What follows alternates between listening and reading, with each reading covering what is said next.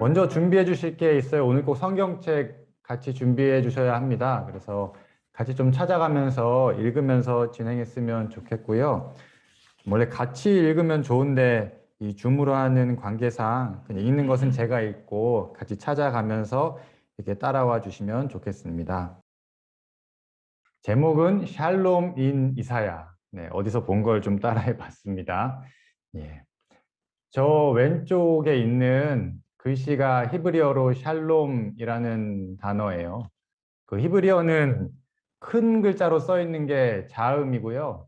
작은 글씨로 아래쪽에 써 있는 거 또는 그 왼쪽에 보면 점 하나 찍혀 있는 저런 게 이제 모음입니다. 그래서 저걸 이제 샬롬이라고 읽고요. 이제 우리가 알고 있는 것처럼 평화라는 뜻입니다. 오늘 이사야서에서 샬롬 이야기를 함께 나눠 보겠습니다. 네, 오늘 제가 준비한 것은 요 김영선 교수님의 이사야서의 평화에 대한 비전과 평화운동이라는 글을 많이 참조했습니다. 먼저 이제 알려드립니다. 예. 선지자 이사야에 대한 이야기를 먼저 할게요. 저희가 이사야에 나온 샬롬 이야기를 같이 나눌 건데 먼저 이사야가 어떤 사람인지 또 이사야서는 어떤 내용이 쓰여져 있는지 먼저 이야기를 드리겠습니다. 이사야 선지자가 활동했던 시기는 기원전 8세기인데요. 중요한 점은 북이스라엘이 멸망했던 시기라는 거예요. 예, 지도가 보이시죠? 우리 아시겠지만 다윗 왕 때 통일 왕국을 이루고 그 다음에 다윗 다음이 솔로몬이었죠. 솔로몬 왕 때 가장 넓은 땅을 차지했습니다. 솔로몬 왕이 죽고 난 다음에 이 나라가 두 개로 짜게지게 돼요. 그래서 북이스라엘을 하면 그 녹색 지도를 이제 북쪽에 있는 이스라엘이라고 불렀고요. 이 이스라엘은 이제 10개 반 지파 정도가 힘을 합친 곳입니다. 그리고 남쪽에 있는 유다를 보통 우리가 남유다라고 불러요. 그래서 이제 북이스라엘, 남유다 이렇게 두 개로 나누어져서 역사가 진행되는 시대를 또 분열왕국 시대라고 부르고요. 이사야는 이렇게 분열왕국 시대가 조금 흐르다가 이제 아수르라는 나라가 아주 강성해지면서 이 이스라엘 지역을 쳐들어오게 돼요. 쳐들어와서 아수르가 이 북쪽에 있는 녹색 땅이죠. 북이스라엘을 멸망시키기에 이릅니다. 이 북이스라엘이 멸망하는 시기에 열심히 활동했던 선지자가 바로 이사야 선지자예요. 그리고 이사야 선지자는 이스라엘에서 활동하지는 않고 남쪽에 있는 유다 땅에서 활동하던 선지자입니다. 그러니까 북쪽 나라가 망하는 것을 직접 봤던 거죠.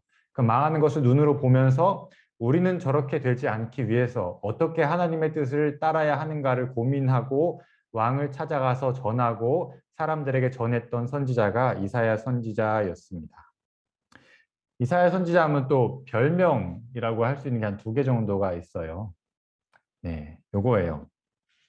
하나는 궁정 선지자, 그리고 또 하나는 비저너리라는 건데요. 이사야 선지자는 궁정 선지자였어요. 말 그대로 왕궁에 거하면서 직접적으로 왕을 만나기도 하고 뭐 그 당시에 정치하던 사람들하고 가까이 부대끼면서 당시의 정치적 상황 그리고 어떤 외교적 상황을 잘 알고 있던 선지자였습니다. 그리고 직접적으로 그거에 대해서 이야기를 하는 사람이 이사야 선지자였어요. 그러니까 뭐 엘리야 선지자처럼 막 들판을 막 다니고 막 저기 다른 어떤 바알의 제사장들하고 막 싸우고 막 이런 느낌보다는 왕궁에 있으면서 실제적으로 그것들을 어떤 정치적 사람들 가까이 대하고 이야기했던 사람이 이사야 선지자라고 할 수 있고요. 두 번째 특징은 비저널이라는 거예요. 그래서 우리가 오늘 노래도 들었지만 이런 이야기들 나오죠. 사자들이 어린 양과 뛰놀았다. 그리고 독사굴에 어린이가 손을 넣었다. 그만큼 얼마나 이제 평화로운 세상을 꿈꿀 수 있는가에 대해서 이야기를 하면서 현실에서는 이루어질지 않을 것 같은데 하나님의 눈으로 봤을 때 훨씬 현실을 뛰어넘는 비전에 대해서 이야기를 했던 사람이 바로 이사야 선지자입니다. 2가지 키, 공정 선지자 그리고 비저널이었다는 것을 기억해 주시면 좋을 것 같아요. 예, 다음 이사야의 한번 구조를 볼 텐데요. 이사야서는 누가 썼을까요? 당연히 이사야가 썼겠죠. 예, 이사야 선지자의 책이니까 우리가 이사야라는 이름을 붙여놨는데요. 조금 더 우리가 자세하게 생각을 해보면 이사야 선지자와 또 그의 제자 그룹들이 이어서 이 책을 썼다라고 볼 수 있습니다. 네, 이사야서는 이렇게 세 부분으로 나눌 수가 있어요. 그래서 1부는 1장부터 39장, 2부는 40부터 55장, 3부는 56장부터 66장 이렇게 세 개로 나누어져 있는데요. 이 세 개가 특징이 있어요. 이 세 부로 나누어진 이유는 당시의 시대적 상황이 다른 상황들을 토대로 이야기를 하고 있다는 점입니다. 예를 들어 이렇게 돼 있어요.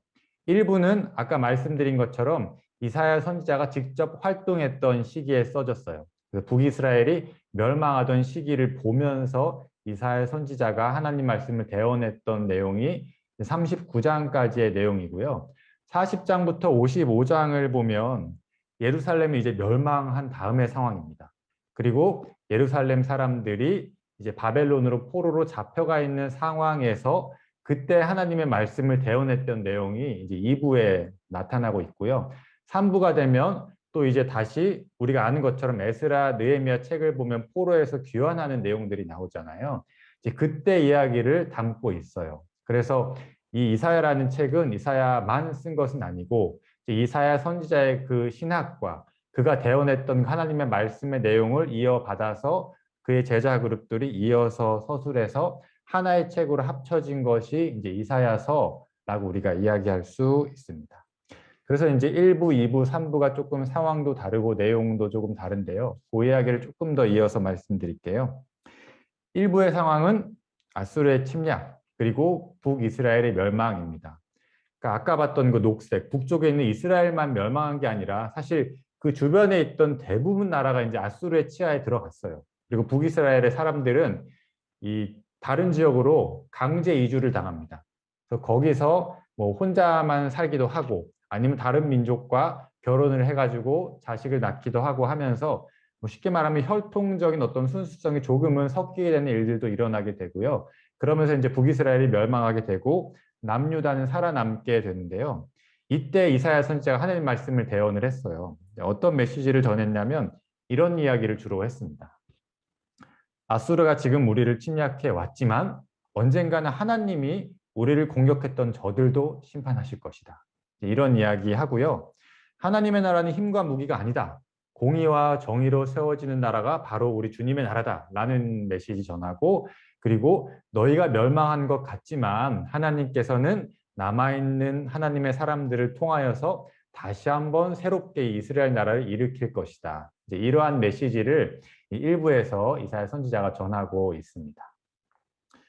그다음 2부로 가보면요. 2부는 이제 유다가 멸망한 후 포로기 시절을 보냈다고 했죠. 그때 어떠한 이 메시지를 전해졌냐면 이제 포로에 잡혀가서 또는 예루살렘에 남아 있어도 그 예루살렘 성이 황폐해진 상황에서 이 예루살렘 사람들 유대 민족들이 보내고 있는 거예요. 되게 절망한 상황이고 희망이 보이지 않는 상황이었겠죠. 이러한 시절에 이제 이사야 선지자의 그 사상과 신학과 믿음을 이어받아서 이 그룹들이 말을 합니다. 새로운 희망과 회복을 말하고 하나님께서 다시 일으킬 것이다라고 이야기를 하고요. 바벨론도 우리를 멸망시켰던 바벨론도 심판을 받을 거고 우리는 다시 예루살렘 성으로 돌아갈 수 있을 것이다. 이제 이런 이야기가 나오는 것이 이제 2부의 내용입니다. 그리고 2부에 가면 고난에 대한 이야기가 나와요. 그래서 이 이스라엘 백성들이 포로로 잡혀가서 고난을 받았지만 거기에 의미가 있고 그것을 통해서 하나님이 무언가 일을 하실 것이다. 이제 고난에 대한 새로운 이해가 나오고 또 여기서 우리가 잘 알고 있는 예수님의 고난을 이제 예표하고 있는 그러한 본문들이 이사야서 2부 내용에 담겨 있게 됩니다. 그리고 또 고레스 왕이 우리를 풀어줘서 다시 우리를 예루살렘으로 돌이킬 것이다. 뭐 이런 내용도 이제 2부에 등장하고 있고요. 그래서 어쨌든 희망과 회복을 다시 일깨우고 이야기하는 책이 이제 이사야서 2부의 내용이에요. 그다음 3부로 가면 이제 아까 예언으로만 나왔던 너희가 귀환할 것이다 라고 했던 것이 실제로 이루어지고 있는 상황인 거예요. 그래서 포로에서 귀환하는 사람들에게 메시지를 전하는 것이죠. 포로로 귀환을 했는데 이 예루살렘 사람들, 유대 민족의 생각과는 다르게 유대 민족들의 회복이 막 일어나지 않는 거예요. 이 2부에서 자, 여기서 새로운 희망과 회복을 하나님이 말씀을 하셨는데 실제 귀환을 했더니 그만큼 희망적이지 않는 상황들이 펼쳐지고 있는 겁니다. 그때 다시 또 이사야의 메시지를 이어받은 사람들이 이야기를 하는 것이죠. 하나님께로 온전히 돌이켜야 한다. 예루살렘으로 돌아가는 것만이 끝이 아니라 우상을 다시 한번 몰아내고 하나님 말씀대로 우리가 회복을 해야 하나님의 그 희망과 회복을 우리가 경험할 수 있을 것이다라는 메시지를 전하는 것이 이제 3부의 내용입니다. 다시 한번 각성을 하고 영적으로 일으키는 책이 이제 3부의 내용이고요. 그때 이제 이렇게 이야기하는 거예요. 너희가 그렇게 돌이킨다면 예루살렘이 온 땅의 빛이 될 것이다. 그리고 이방인들도 너희를 보고 하나님께로 돌이킬 것이다. 이러한 내용이 이 이사야서 3부 책에 담겨 있습니다. 자, 그럼 이제 뭐 1, 2, 3부가 이러한 이야기들을 하고 있는데요. 우리는 그중에 뭘 볼 거냐? 샬롬을 볼 거예요. 샬롬. 샬롬이라는 단어는 이사야서에 29번 정도 나온다고 해요. 네. 많이 나오죠. 샬롬, 샬롬, 샬롬이 29번 나와요. 우리가 요 29번 나오는 그 본문들을 주로 살펴보고요. 샬롬이 나오지 않아도 거기 보면 뭐 2장 말씀 또는 11장, 35장, 65장처럼 이 하나님의 평화의 나라에 대한 이미지를 보여주고 있는 본문들을 같이 살펴보면서 이사야서 이야기를 함께 나눠보려 합니다. 어떻게 번역이 되어 있냐면요. 이사야서의 샬롬이라는 단어는 주로 이렇게 번역되어 있어요. 개역개정에 보면요. 평강, 평안, 화친, 화평, 안전, 평화 이러한 단어로 주로 번역이 되어 있고요. 평화라는 단어는 사실 3번밖에 번역이 안 돼 있어요. 그래서 우리가 보다 보면 이사야서에 은근히 평화라는 단어가 많이 안 나온다 생각할 수 있는데 이제 다양한 단어로 번역을 했기 때문이고요. 이 모든 단어가 이제 원어적으로는 샬롬이라는 의미를 가지고 있습니다. 네. 그럼 이제 샬롬에 대해서 조금 더 들어가 볼게요. 이사야서에서 말하는 샬롬은 어떤 상태인가입니다. 어떤 상태인가?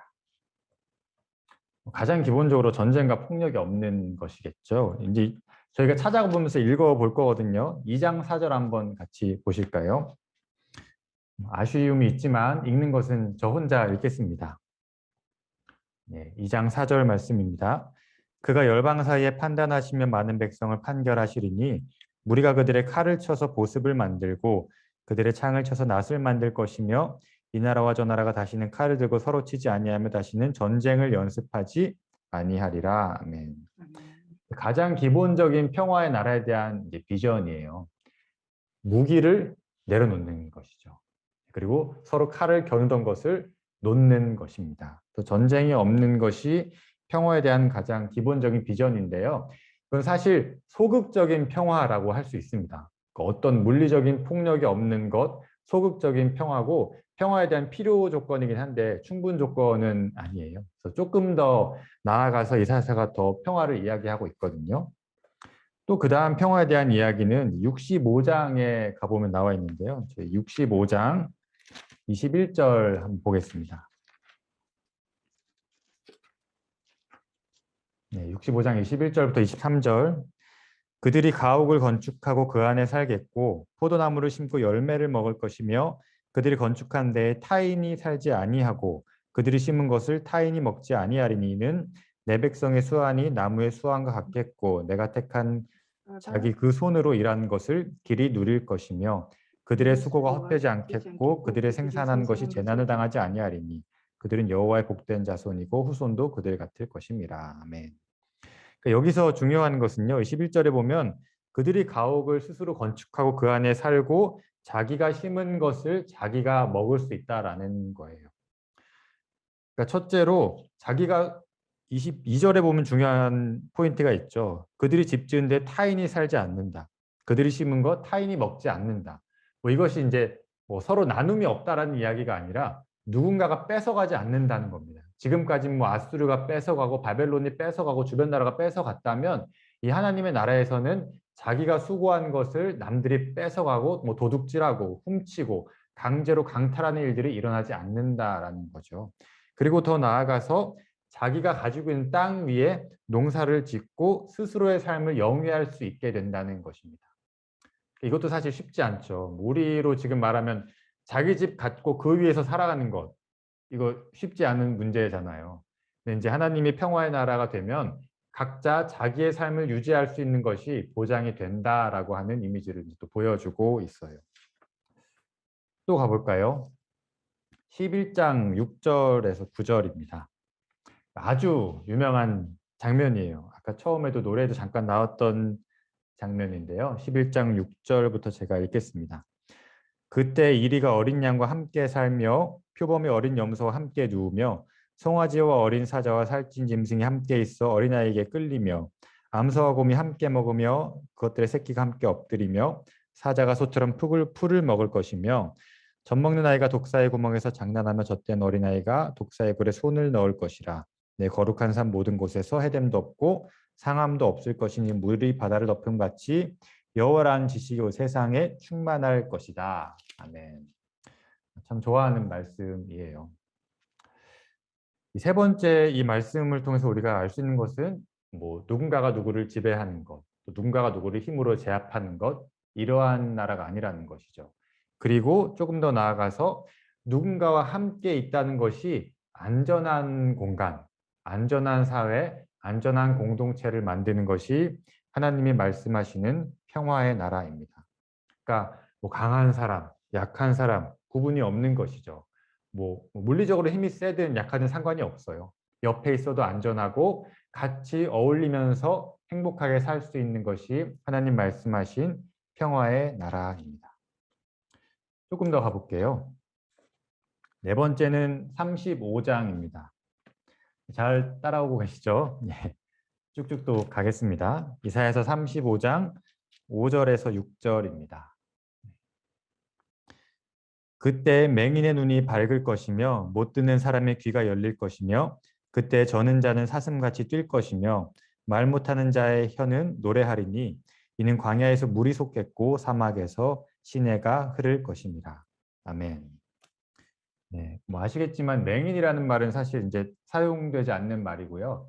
네, 조금 이제 시각장애인들에게 듣기 불편한 말이 돼서 시각장애인이라는 말을 우리가 사용합니다. 네.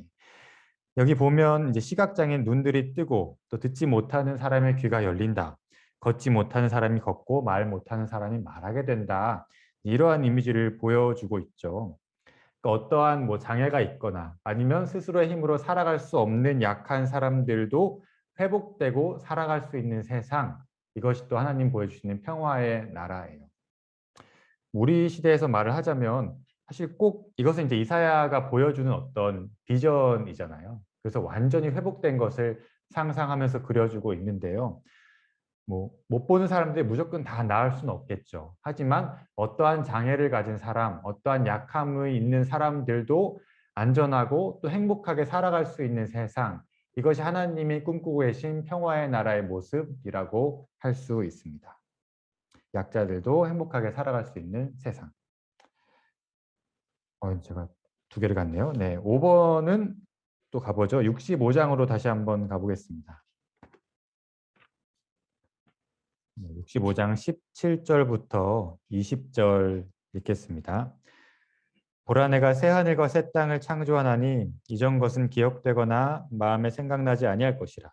너희는 내가 창조하는 것으로 말미암아 영원히 기뻐하며 즐거워할지니라.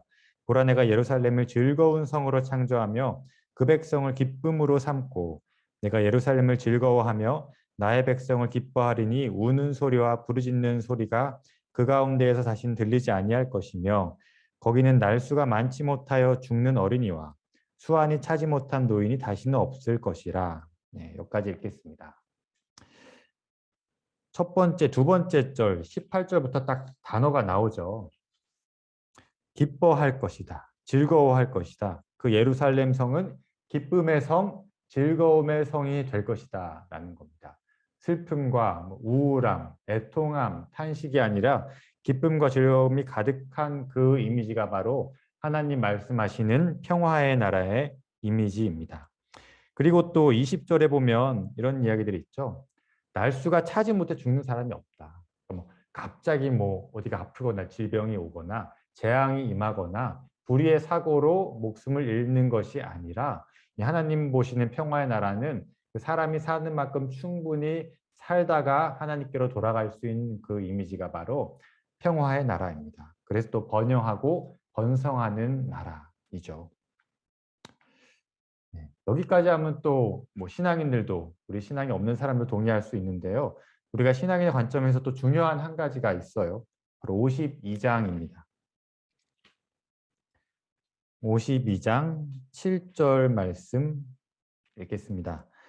좋은 소식을 전하며 평화를 공포하며 복된 좋은 소식을 가져오며 구원을 공포하며 시온을 향하여 이르기를 내 하나님이 통치하신다 하는 자의 산을 넘는 발이 어찌 그리 아름다운가. 아멘. 여기 보시면 평화를 공포하는 사람, 구원을 선포하는 사람이 외치는 내용이 있습니다. 그게 뭐죠? 바로 너의 하나님의 통치가 회복될 것이다 라는 말씀이에요. 이사야서에서 말하는 그 평화의 선포, 구원의 선포의 알맹이가 뭐냐면 하나님의 통치가 회복되고 이루어진다라는 것입니다. 하나님의 통치가 회복되고 이루어질 때 우리가 앞에서 보았던 이러한 것들, 약한 자들이 회복되는 것, 살아갈 수 있는 것, 그리고 번영과 번성이 일어나는 것, 그리고 폭력이 없어지고 지배가 없어지는 것, 함께 안전한 세상을 살아갈 수 있는 것이 이루어진다. 바로 샬롬이 이루어진다라고 이사야서에서 말하고 있습니다. 여러 이 샬롬에 대한 이미지들이 나타나고 있죠. 근데 이 샬롬이라고 할 때 또 이사야서에서 말하고 있는 아주 중요한 단어가 하나 있어요. 그게 뭐냐면 정의 그리고 공의입니다. 네. 이사야에서는요, 이 샬롬이라는 말하고 이 정의랑 공의라는 단어가요 아주 많이 붙어 다녀요. 뭐 어떨 때는 마치 동의어처럼 쓰일 때도 있고요. 한 구절을 찾아볼게요. 32장입니다. 32장 16절 그리고 17절을 읽겠습니다. 그때 정의가 광야에 거하며 공의가 아름다운 밭에 거하리니 공의의 열매는 화평이요 공의의 결과는 영원한 평안과 안전이라. 아멘. 여기 17절에 보면 이제 뭐 화평, 평안 이런 단어가 샬롬이에요. 정의가 광야에서 생겨나는 것, 공의가 아름다운 밭에 활짝 피는 것, 이 정의와 공의가 회복되는 과정을 통해서 무엇이 생겨난다고 하죠? 바로 샬롬이 이루어진다. 안전한 나라가 이루어진다. 라고 이사야서가 말하고 있습니다. 하나님 말씀하시는 샬롬, 이사야서의 샬롬은요. 정의와 공의와 뗄 수 없는 관계를 맺고 있어요. 정의와 공의가 그럼 뭔지 또 한번 이야기해 봐야겠죠. 이 사실 어려운 주제잖아요. 그래서 심지어는 정의란 무엇인가? 라는 그 말 하나로도 이만큼 두꺼운 책을 쓰는 우리 인류학자도 있죠. 그만큼 정의야 뭐냐, 공의야 뭐냐는 어려운데 특히 우리 시대에 어떻게 펼칠 것인가도 어려운 문제 같아요. 근데 오늘은 뭐 저도 다 말씀드릴 수는 없는 저도 모르는 문제고 다만 성경에서는 정의와 공의에 대해서 이렇게 원론적으로 이야기하고 있습니다를 좀 말씀드리고 싶어요. 먼저 공의부터 말씀드릴게요. 그 옆에 있는 게 이제 공이라는 단어의 이제 히브리어입니다. 역시 자음이 큰 글자고 모음이 아래 붙어 있는 작은 점 같은 글자예요. 그래서 왼쪽 거는 째데크라고 있고요. 째데크. 오른쪽 게 있는 거는 쯔다카하 이렇게 읽습니다. 그러니까 공이란 단어는 째데크 아니면 쯔다카하 이렇게 읽는데요. 그 의미가 뭐냐? 인간 관계 안에서 올바른 관계를 가지는 것을 이제 공의라고 해요. 그러니까 뭐 예를 들어서 이제 내가 다른 사람하고 뭐 약속한 것을 아주 철저하게 지키고 뭐 의리를 지키고 신의를 지키는 것, 내가 진실을 말하고 행하는 것, 정직하게 하는 것, 뭐 이웃의 것을 탐내지 않는 것, 거짓을 증언하지 않는 것 이러한 것들을 통틀어서 올바른 인간관계, 공의, 째데크라고 말합니다. 그 마태복음에도 이러한 것이 있죠. 뭐 내가 남에게 대접받기 원하는 대로 너도 남에게 대접을 해라. 이러한 본문처럼 우리가 사람과의 관계에서 바르게 행하는 것을 이 공의라는 단어로 표현을 합니다. 근데 성경에서 말하는 공의는요, 조금 더 나아간 의미가 있어요. 그러니까 예를 들어 나는 나고 너는 너고 우리가 서로의 예의와 관계만을 지키는 것이 공의가 아니고요. 특별히 힘든 사람들, 아픈 사람들의 그 심정과 아픔에 공감한다는 것이 이 공의라는 단어가 가지고 있는 의미입니다. 그래서 이제 이러한 이야기들이 많이 있잖아요. 너가 고아와 과부를 압제하지 말고 나그네를 돌보고 살피고 그들의 마음을 배려하고 헤아릴 줄 아는 사람이 되어야 한다. 그것이 하나님 말씀하시는 공의와 정의고 거룩한 삶이다. 이런 이야기들을 많이 하고 있죠. 그래서 이제 성경에서 공의라는 말을 할 때는 바른 인간관계를 말하기도 하지만 특별히 약자의 마음을 공감하고 헤아릴 수 있고 그들 곁에 함께하는 것이 공의다라는 의미를 포함하고 있습니다. 이게 하나의 공의의 의미고요. 그 다음 정의도 이야기해 볼게요. 그 정의의 히브리어는 미슈파트예요. 네. 미슈파트라고 이제 읽는데요. 미슈파트라고 이제 뭐 한글로 쓰면 그렇게 읽을 수 있고요. 주로 정의라고 번역을 하기도 하는데요. 여러 의미가 담겨 있어요. 가장 이제 원초적인 의미는 재판이라는 의미예요. 공정한 재판. 그것이 정의로운 것이다. 쉽게 말하면 뇌물 받지 않고 외모를 보고 재판하지 않고 뭐 가난한 사람들은 부한 사람들이든 똑같은 기준과 잣대로 재판하는 것 이것이 정의예요. 그 공정한 재판을 통해서 공정한 판결을 내리고 그러면 피해를 입은 사람을 구원할 수 있겠죠. 그리고 악한 일을 행한 사람은 정당하게 심판할 수 있겠죠. 그래서 이 정의라는 의미에는 공정한 재판, 뭐 판결, 구원, 심판 이 모든 의미를 포괄하고 있는 단어가 이제 정의라고 하는 단어예요. 그럼 이 샬롬이라는 말이 이 정의와 공의가 같이 가는 거예요. 다시 말해서 인간관계가 바르고 특별히 약한 사람들을 배려하고 함께할 수 있는 사회를 만드는 것, 그러한 공동체를 만드는 것, 그리고 공동체 안에서 공정한 재판과 판결이 이루어지는 것, 이것이 충족됐을 때 하나님 말씀하시는 샬롬이다라고 이야기할 수 있다는 겁니다. 예. 뭐 그럼 당연하겠죠. 악한 것, 불의한 것. 뭐 요즘에 이제 부정이라는 말도 쓰더라고요. 정의롭지 않은 것을 이제 우리는 성경에서 불의라고 말하는데 부정의하다라고 이제 표현하는 분들도 있어요. 악과 불의, 부정에 대한 거부가 이 샬롬의 자연스러운 조건이 됩니다. 제가 59장 6절, 8절 읽어 드릴게요. 그 짠 것으로는 옷을 이룰 수 없을 것이요 그 행위로는 자기를 가릴 수 없을 것이며 그 행위는 죄악의 행위라 그 손에는 포악한 행동이 있으며 그 발은 행악하기에 빠르고 무죄한 피를 흘리기에 신속하며 그 생각은 악한 생각이라 황폐와 파멸이 그 길에 있으며 그들은 평강의 길을 알지 못하며 그들이 행하는 곳에는 정의가 없으며 굽은 길을 스스로 만드나니 무릇 이 길을 밟는 자는 평강을 알지 못하느니라. 아멘.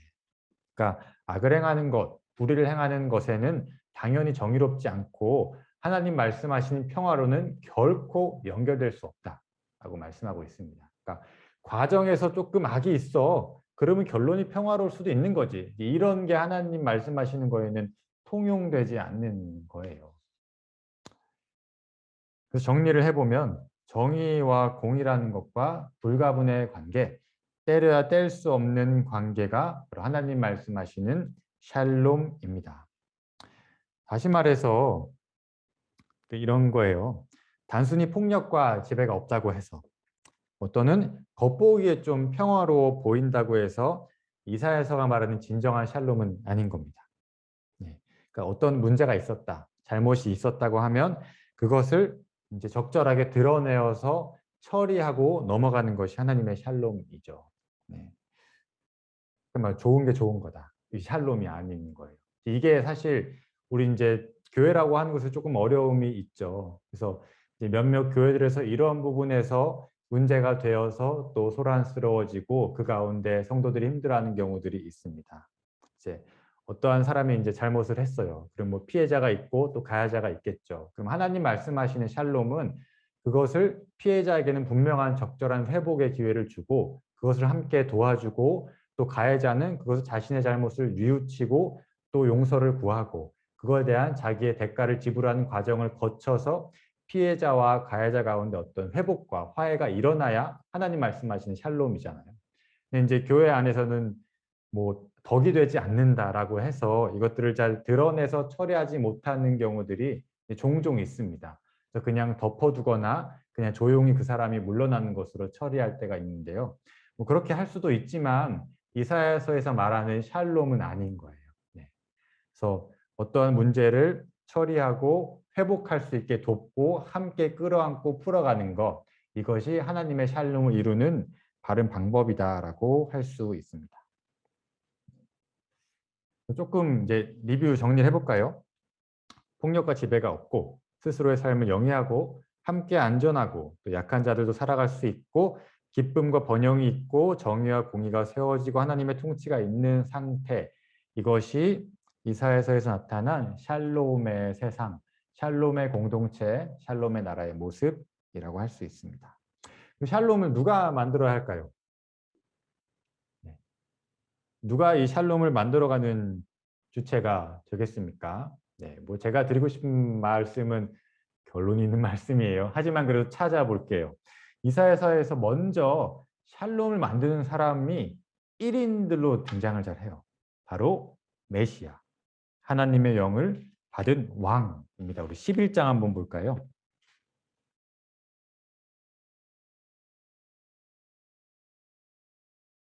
예, 11장 1절에서 3절 제가 읽겠습니다.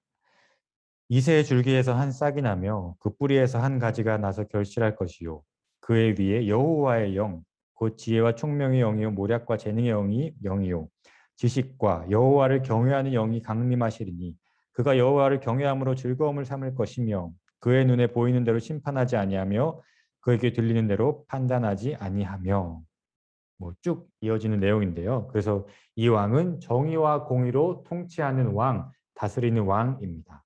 또 우리가 이 말씀, 우리 예수 그리스도에 대한 예언의 말씀을 우리가 받아들이고 또 신약 가면 그렇게 이어지는 말씀인데요. 이 당시 이사야가 예언했을 때에는 정말로 이러한 한 왕이 일어나는 것, 하나님께서 일으키실 것을 기대하면서 선포했던 말씀이에요. 하나님의 영이 충만하게 임한 왕이죠. 네. 왜 하나의 왕일까요? 왜 왕을 얘기했을까요? 왜냐하면 이 시대는 왕정 시대잖아요. 그러니까 나라의 어떤 굵직한 것을 통치하는 것, 바꿀 수 있는 사람, 권한을 가진 사람, 이 사회와 공동체 바꿀 수 있는 사람이 왕이라고 믿었던 겁니다. 그러므로 이 왕이 바뀌어야 이 나라가 우리가 살고 있는 세상이 평화로 이어갈 수 있다라고 믿고 또 그렇게 꿈꿨던 것이죠. 근데 왕 하나만으로는 안 되잖아요. 그래서 이사야서에 보면요, 재밌는 본문이 하나가 있어요. 저도 찾고 되게 재밌었어요. 32장 말씀입니다. 32장 15절에서 17절. 저희가 아까 16, 17을 읽었거든요. 이번에는 15절부터 17절까지를 읽겠습니다. 마침내 위에서부터 영을 우리에게 부어주시리니 광야가 아름다운 밭이 되며 아름다운 밭을 숲으로 여기게 되리라. 그때 정의가 광야에 거하며 공의가 아름다운 밭에 거하리니 공의의 열매는 화평이요 공의의 결과는 영원한 평안과 안전이라. 아멘. 자, 우리가 앞에서 봤던 하나님의 영이 그 한 왕에게 임했었죠. 이번에는 누구에게 임했죠? 마침내 우리 모두에게 그 하나님의 영이 임할 것이다. 이것이 이사야 선지자가 선포하고 있는 그 비전입니다. 하나님의 뜻을 품고 샬롬을 이루어가는 사람들이 왕 혼자가 아니라는 거예요. 하나님의 영을 받은 사람들, 하나님의 사람들이 곳곳에서 일어나서 이 일을 감당하게 될 것이라는 거죠. 사실 이 비전은 신약 성경에 보면 특별한 것이 아닙니다. 이미 우리가 성령을 받은 사람들로 묘사되고 있잖아요. 그래서 너희는 거룩한 나라요, 왕 같은 제사장이다라고 말하고 있고, 우리 모두가 성도고 하나님의 뜻을 품고 살아가는 사람들, 그리스도의 몸이다. 이러한 것이 신약 성경 곳곳에 나타나고 있어요. 근데 구약에서는 이사야 선지자가 이 이야기를 하고 있습니다. 우리 모두가 하나님의 영을 받고 샬롬을 만들어가는 사람들이다. 조금 더 가볼까요? 2장으로 한번 가보겠습니다. 이사야 2장. 제가 아까 4절만 읽었는데요. 이번에는 2절부터 4절까지를 읽겠습니다. 말일에 여호와의 전에 산이 모든 산 꼭대기에 굳게 설 것이요 모든 작은 산 위에 뛰어나리니 만방의 그리로 모여들 것이라. 많은 백성이 가며 이르기를 오라 우리가 여호와의 산에 오르며 야곱의 하나님의 전에 이르자. 그가 그의 길을 우리에게 가르치실 것이라 우리가 그 길로 행하리라 하리니 이는 율법이 시온에서부터 나올 것이요 여호와의 말씀이 예루살렘에서부터 나올 것이라. 그가 열방 사이에 판단하시며 많은 백성 판결하시리니 무리가 그들의 칼을 쳐서 보습을 만들고 그들의 창을 쳐서 낫을 만들 것이며 이 나라와 저 나라가 다시는 칼을 들고 서로 치지 아니하며 다시는 전쟁을 연습하지 아니하리라. 아멘.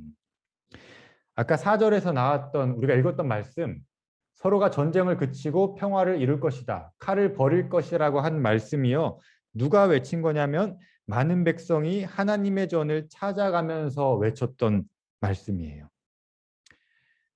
모여라, 하나님이 우리에게 그 말씀을 들려주실 것이다, 우리가 하나님의 전에 가서 그 말씀을 듣자 라고 하면서 평화의 선포를 하는 거예요. 그가 열방 사이에 판단하실 텐데 이제 전쟁을 그치게 하실 것이다, 칼을 버리는 그 평화의 세상을 이루실 것이다 라고 하나님께서 하나님을 찾는 백성들이 지금 가는 곳곳에서 외치고 있는 평화의 선포입니다. 저는 이렇게 받아들였어요. 그리스도인들은 평화의 책임을 맡은 사람들이다. 예루살렘에서 들은 여호와의 율법, 시온에서 흘러나오는 하나님의 말씀을 듣고 그것을 사람들에게 알리고 하나님이 우리에게 알려주셨던 그 샬롬과 평화를 선포할 책임을 져야 할 사람들, 바로 우리가 아닌가 하는 말씀이죠. 메시아 왕, 하나님의 영을 받은 왕, 그리고 하나님의 영을 받은 우리 모든 사람들 그리스도인, 샬롬을 만드는 주체들이에요. 그런데 우리만 있다면 힘들겠죠. 당연한 샬롬의 주인이 계십니다. 바로 하나님이세요. 26장 말씀입니다. 26장 12절 13절 제가 읽겠습니다. 여호와여, 주께서 우리를 위하여 평강을 베푸시오리니 주께서 우리의 모든 일도 우리를 위하여 이루심이니이다. 여호와 우리 하나님이시여, 주 외에 다른 주들이 우리를 관할하였사오나 우리는 주만 의지하고 주의 이름을 부르리이다. 아멘. 12절에 보면 이렇게 되어 있죠. 하나님께서 우리에게 그 평화를 베풀어 주실 것입니다 라고 고백하고 있습니다. 하나님을 굳게 의지하는 사람들에게 하나님께서 평화를 이루어 주신다는 거죠. 주님이 아니고서는 우리의 샬롬이 완성될 수 없음을 고백하고 있어요. 54장을 가면 하나님이 이런 언약을 맺으셨다, 계약을 맺으셨다라는 말씀이 나와요.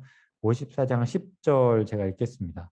산들이 떠나며 언덕들로 옮겨질지라도 나의 자비는 너에게서 떠나지 아니하며 나의 화평의 언약은 흔들리지 아니하리라. 너를 긍휼히 여기시는 여호와의 말씀하셨느니라. 아멘. 여기서 화평의 언약이요, 평화의 계약입니다. 네, 샬롬의 계약이에요. 하나님께서 우리와의 관계 가운데 평화를 유지하고 이루실 것이다라고 말씀하셨고요. 그 다음에 하나님께서 우리의 삶 가운데, 우리의 세상 가운데 평화를 이루어 가실 것이다라는, 하나님이 그렇게 계약하셨다라는 말씀이죠. 저는 그래서 이렇게 생각했습니다. 하나님의 영이 우리에게 부어져서 우리에게 그 평화의 책임이 있다고 하셨잖아요. 그러니까 가만히 있을 수가 없어요. 샬롬을 이루어갈 책임, 우리의 삶의 작은 영역이든 큰 영역이든 샬롬을 만들 책임이 우리에게 있습니다. 그런데 그렇게 하다 보면 쉽지 않잖아요. 안 될 때도 있고, 뭐 어려워 보이고 절망적인 것처럼 보일 때가 있습니다. 그러나 포기할 수는 없는 거예요. 왜냐하면 4번, 마지막 샬롬을 만든 주체가 누구죠? 바로 하나님이세요. 그래서 우리는 우리에게 책임이 있기 때문에 우리는 합니다. 하지만 절망할 수는 없어요. 왜냐하면 우리는 안 되더라도 하나님이 이것을 이루시겠다고 약속하셨기 때문입니다. 가만히 있을 수 없고 절망할 수 없는 샬롬에 대한 책임과 또한 특권이 우리에게 있습니다. 자, 이 샬롬 마지막 질문이에요. 어떻게 이루어야 할까요? 사실 우리가 지금까지 나눴던 것을 우리 삶에서 이루어가면 됩니다. 그게 바로 샬롬을 만들어가는 하나님 나라의 과정이에요. 이사야서에서 표현하고 있는 것을 조금 더 그래서 살펴보고 싶어서 가져왔어요. 첫 번째는 제국의 질서에서 나오라라는 것입니다. 48장입니다. 20절부터 읽겠습니다. 너희는 바벨론에서 나와서 갈대아인을 피하고 즐거운 소리로 이를 알게 하여 들려주며 땅끝까지 반포하여 이르기를 여호와께서 그 종 야곱을 구속하셨다 하라. 여호와께서 그들을 사막으로 통과하게 하시던 때에 그들이 목마르지 아니하게 하시되 그들을 위하여 바위에서 물이 흘러나게 하시며 바위를 쪼개서 물이 솟아나게 하셨느니라. 여호와께서 말씀하시되 악인에게는 평강이 없다 하셨느니라. 아멘. 바벨론에서 나와라. 우리 하나님의 말씀입니다. 이 당시 바벨론은 이 당시의 세계를 지배하고 있던 제국의 질서예요. 바벨론은 힘으로, 무력으로 모든 나라를 지배하고 통치했던 강대국이었습니다. 그 질서에서 나오라는 것이죠. 권력과 힘의 질서에서 나오고 또 힘으로 어떤 수직적인 위계 질서를 만들어서 강압적이고 폭력적인 질서를 행하는 그 문화에서, 그 질서에서, 그 구조에서, 그 방식에서 나오라라고 하나님 말씀하고 계세요. 나오지 않는 자는 평화에 동참할 수 없다. 이것이 하나님의 명령입니다. 그 질서에서 나온다. 사실 질서에서 나오는 것 어렵죠. 왜냐하면 우리가 살고 있는 사회는 이미 이러한 질서로 가득 차 있기 때문이에요. 질서에서 우리가 완전히 떨어져서 살 수는 없지만 우리가 다른 방식으로 살아가는 것을 우리 삶에서 실천할 수는 있습니다. 그 시작은 하나님께로 돌이키는 것이죠. 57장입니다. 15절 읽겠습니다. 지극히 존귀하며 영원히 거하시며 거룩하다 이름하는 이가 이와 같이 말씀하시되 내가 높고 거룩한 곳에 있으며 또한 통회하고 마음이 겸손한 자와 함께 있나니 이는 겸손한 자의 영을 소생시키며 통회하는 자의 마음을 소생시키려 함이라. 그러니까 하나님 앞에 이 제국의 질서에서 나와서 내가 발담그고 있던 그 악한 질서에서 이제 회개하고 나와서 주님의 방식으로 돌이키는 자에게 하나님께서 소생시키신다, 회복하신다라는 말씀이죠. 그 다음 18절부터 또 읽겠습니다. 내가 그의 길을 보았은즉 그를 고쳐줄 것이라. 그를 인도하여 그와 그를 슬퍼하는 자들에게 위로를 다시 얻게 하리라. 입술의 열매를 창조하는 자 여호와가 말하노라. 먼 데 있는 자에게든지 가까운 데 있는 자에게든지 평강이 있을지어다. 평화가 있을지어다. 내가 그를 고치리라 하셨느니라. 그러나 악인은 평온함을 얻지 못하고 그 물이 진흙과 더러운 것을 늘 솟구쳐내는 요동하는 바다와 같으리라. 내 하나님 말씀에 악인에게는 평강이 없다 하셨느니라. 아멘. 또 나오죠. 악인에게는 평강이 없다. 우리가 받아들일 때는 악한 길을 걸을 때에는 하나님의 샬롬 평화가 임할 수 없다라는 말씀이죠. 그리고 그 길에서 돌이켜 나와서 하나님께로 나와서 그 샬롬의 방식, 우리가 앞에서 봤던 그 방식을 따르는 자에게 하나님께서 그 사람이 뭐 멀리 있든지 가까이 있든지 어느 곳에 있든지 평화가 있을지어다라고 말씀하고 계십니다. 쉽지 않겠죠, 이게. 그래서 하나님이 또 말씀하시는 게 있어요. 26장 가볼까요? 26장 1절에서 4절입니다. 그날에 유다 땅에서의 노래를 부르리라. 우리에게 견고한 성읍이 있으며 여호와께서 구원을 성벽과 외벽으로 삼으시리로다. 너희는 문들을 열고 신의를 지키는 의로운 나라가 들어오게 할지어다. 주께서 심지가 견고한 자를 평강하고 평화하도록 지키시리니 이는 주가 그를 신뢰함이니이다. 너희는 여호와를 영원히 신뢰하라. 주 여호와는 영원한 반석이심이로다. 아멘.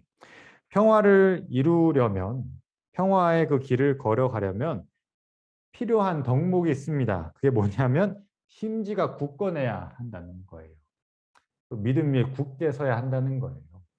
왜냐하면 흔들리기 쉽고 넘어지기 쉽고 제국의 질서 그 안에 살면서 반대 방식으로 샬롬의 방식으로 산다는 것은 어려운 일이기 때문입니다. 그래서 심지가 굳건히 그 길을 걷는 자에게 평강이 있고 평화가 있다라고 말씀하고 계십니다. 여기까지가 샬롬을 이루는 이사야의 방식이에요. 한 가지 이제 보론을 좀 설명해 드리면요. 이사야에서 없는 것이 있습니다. 이사야서가 말하지 않고 있는 것, 그것은 사람과 사람 사이의 용서와 화해예요. 샬롬을 이루려면 당연히 필요하지 않겠어요? 우리가 서로 서로에게 잘못한 것을 드러내고 또 용서를 구하고 화해하면서 하나님의 샬롬을 이루어가야 하는데요. 이사야서는 이 이야기는 다루지 않고 하나님 앞에서의 어떤 회개를 다루고 있어요. 네. 그래서 이 이야기는 뭐 없어도 된다라는 것이 아니고 예수님의 가만 나옵니다. 네.